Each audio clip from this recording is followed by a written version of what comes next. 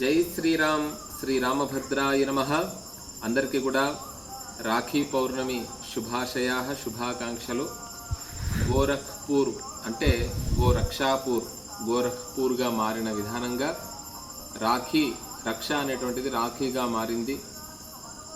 అందరికీ కూడా రక్షాబంధన సందర్భంగా సోదర సోదరీమణులే కాకుండా ఈ భారతీయ జీవన విధానంలో ఒకరికి ఒకరు రక్షగా ఉండాలని, ప్రతి ఒక్కరూ బాగుండాలని, ప్రతి కుటుంబం బాగుండాలని, లోకమంతా కూడా క్షేమంగా ఉండాలని కోరుకుంటూ అయం నిజః పరోవేత్తి గణనా లఘుచేతసాం ఉదార చరితానాంతు వసుదైవ కుటుంబకం.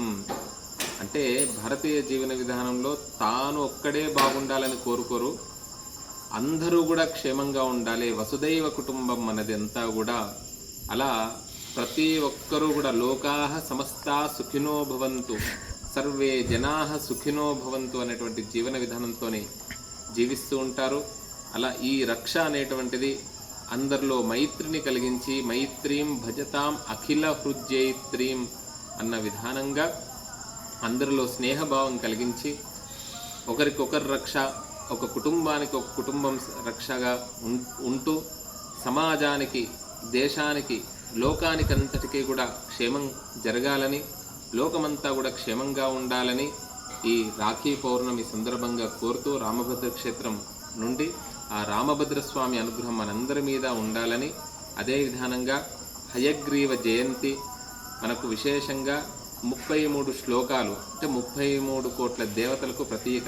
జ్ఞానానందమయం దేవం నిర్మల స్ఫటికాకృతిం ఆధారం సర్వ విద్యానాం హయగ్రీవముపాస్మహే.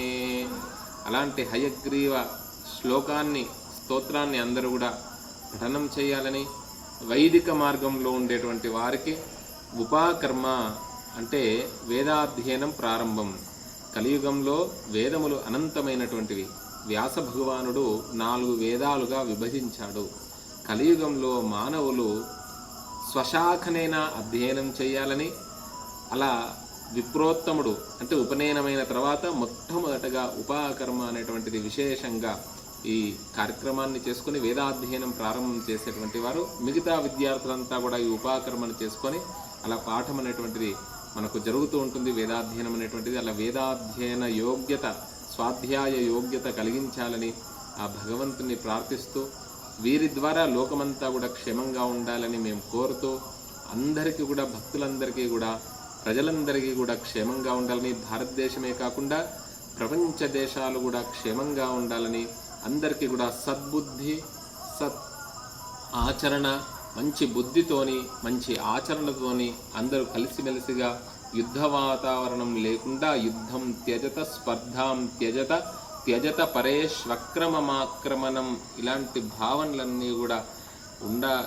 తొలగాలని, ఆక్రమణ చేయాలనేటువంటి భావనలు తొలగి జననీ పృథ్వీ కామదుఘాస్తే జనకో దేవ సకల దయాలు దామ్యత దత్త దయద్వం దకారత్రయం అందరికీ కూడా కలగాలని, శ్రేయో భూయ సకల జనానాం అని గురువుగారు ఉపదేశించిన విధానంగా అందరూ జీవనం సాగించాలని మేము కూడా కోరుతూ అందరికీ కూడా రాఖీ పౌర్ణమి శుభాకాంక్షలు. చంద్రగ్రహణం మాత్రము రేపు లేదు. అందరూ కూడా రాఖీ పౌర్ణమి, హయగ్రీవ జయంతి, అదేవిధంగా వీలైనంతగా వేదమూర్తులు విప్రోత్తములు లోకమంతా క్షేమంగా ఉండాలని, మిగతా ఉపదేశ మంత్రాల ఎంత చేసినా కూడా ఉపయోగం లేదు.